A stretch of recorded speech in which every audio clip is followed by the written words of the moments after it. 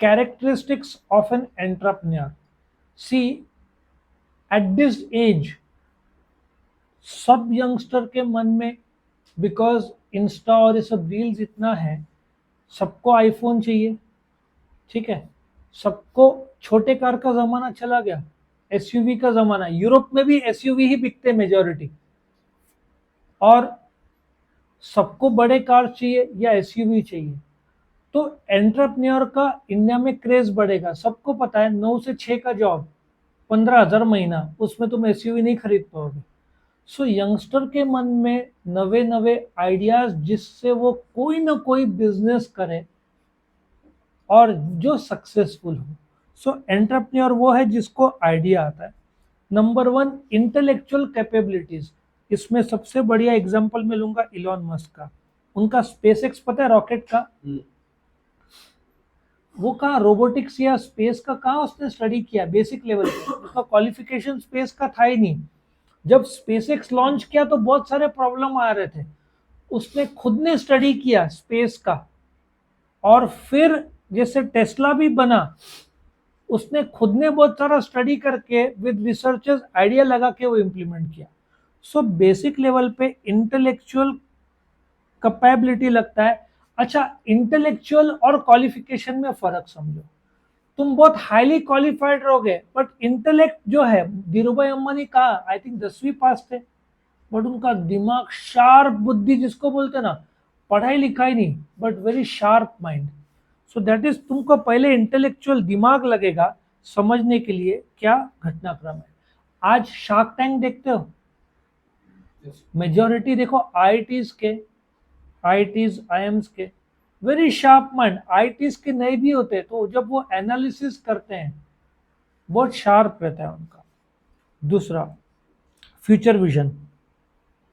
अभी तुम देखो, एंटरप्रेन्योर नेक्स्ट जनरेशन, एक लड़का है, अभी तो उसकी उम्र बढ़ गई होगी, मुंबई में डब्बा वाला, पता है ना, जो घरगुती मील प्रोवाइड करते हैं। एक लड़का था 14 या 15 साल का, उसको एक आइडिया आया। ये प्रॉब्लम मुझे भी होता था कि मुझे सपोजली कोई नासिक रोड में किसी को कुछ भेजना है विच इज 10 किलोमीटर्स, पोस्टल में तुम जाना पड़ेगा, फिर वो टाइम लेगा। उसको आइडिया है क्यों ना डब्बे वाला के मदद से विद इन मुंबई ये ट्रांसपोर्ट किया जाए। 13-14 साल का बच्चा 100 करोड़ का धंधा एस्टेब्लिश कर दिया उसने। मेरे को सिर्फ नाम याद नहीं आ रहा है, तुम गूगल भी करोगे मिल जाएगा। 13 साल का लड़के को ये आइडिया, और उसने इम्प्लीमेंट कैसे किया।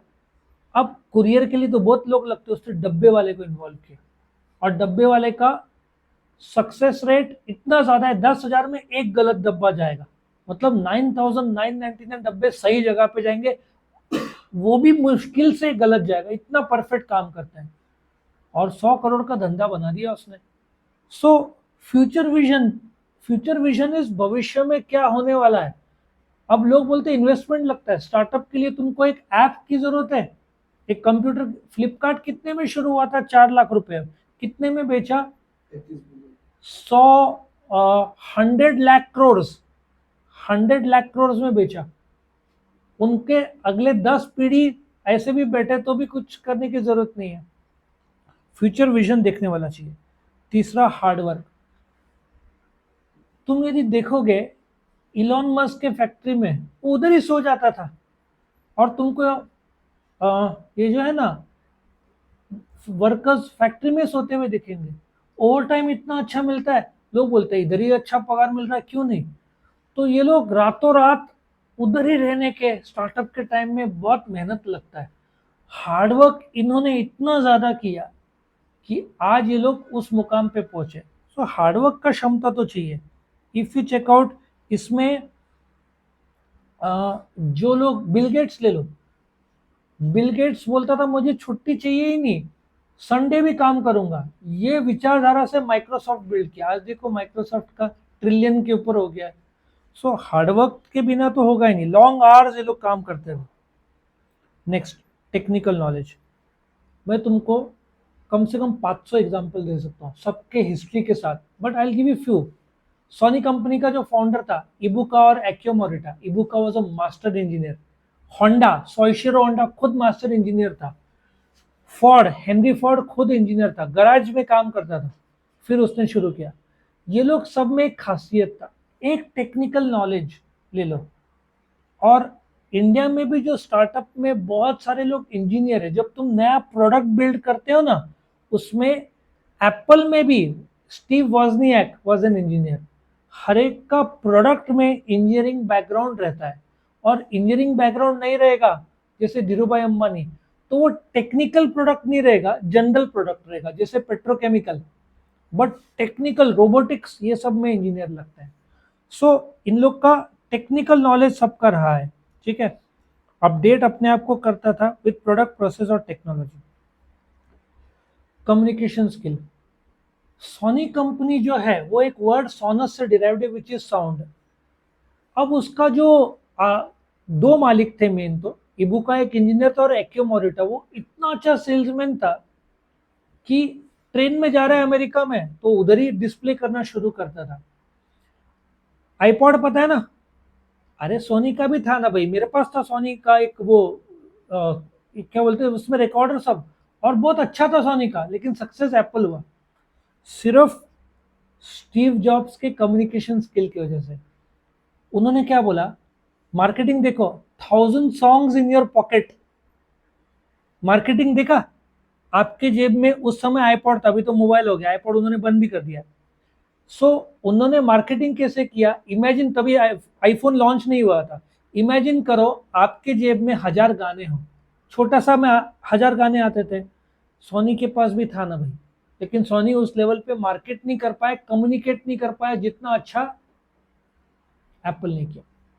तुम्हारे जीन्स के देखो जेब में एक और छोटा सा जेब रहता है, उसने मार्केट कैसे किया उस समय स्टीव जॉब्स का, मेरे को बहुत शौक था देखने का।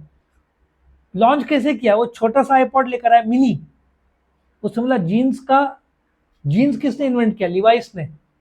जीन्स जब जब कहा जाएगा, अब लिवाइस की भी कहानी बताने जाऊंगा तो बहुत टाइम चला जाएगा। टेंट्स बनाते थे, क्योंकि एक जमाने में मैं सिर्फ हिस्ट्री पढ़ता था कंपनी के, मुझे इतना शौक था। तो उसने क्या किया, उसने बोला देखो जीन्स का छोटा पॉकेट किसके लिए, किसी को पता नहीं। उससे बोला आईपॉड के लिए, आईपॉड परफेक्ट फिट हो रहा था, उन्होंने वैसे डिजाइन किया। तो एक नया आयाम मिला मार्केटिंग का। और फिर बोला 1000 सॉन्ग्स इन योर पॉकेट, 15,000 का आईपॉड, इतना सा मशीन।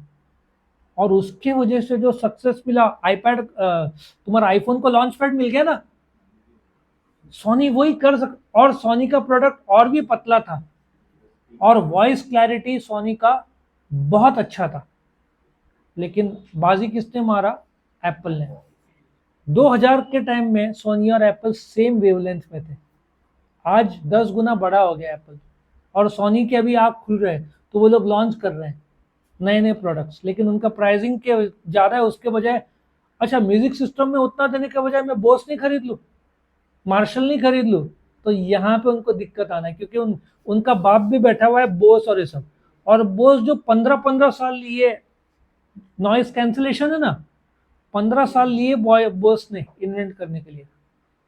और बोस का नॉइस कैंसिलेशन कभी तुम सुनोगे ना, तुम बाकी एप्पल भी उसके सामने कुछ भी नहीं है। नॉइस कैंसिलेशन जब तुम बोस का देखते हो, बहुत एक नंबर का नॉइस कैंसिलेशन इन्वेंट है ना भाई, उन्होंने जो इन्वेंट करता है वो बादशाह बन ही जाता है उसमें, ठीक है। इंजन में भी टोयोटा के इंजन के देखो, ठीक है। तो कम्युनिकेशन स्किल एंटरप्रेन्योर के बहुत अच्छे रहते हैं। Supplier creator, highly optimistic. Again, जब मार्केट डाउन रहता है बाकी सब बोलते हैं धंधा नहीं होगा, बट एंटरप्रेन्योर बोलते हैं नहीं रुको। और होंडा भी बंद होते होते बचा, बीएमडब्ल्यू तो बंद, फैक्ट्री में 10,000 बम गिराए गए थे, लेकिन वापिस उभरा, और देखो आज कहां से कहां पहुंच गया। हाईली ऑप्टिमिस्टिक इज, तुम मार्केट में कुछ ना कुछ पॉजिटिव देखते हो, नया देखते हो। सातवां, रिस्क बेरिंग कैपेसिटी।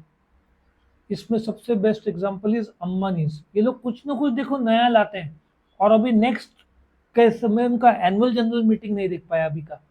अभी होम लोन में देखो कब्जा किसका था, बादशाहत किसका इंडिया में, H D F C, L I C. H D F C was the king, क्योंकि एच डी एफ सी सिर्फ होम लोन देता था एक जमाने में।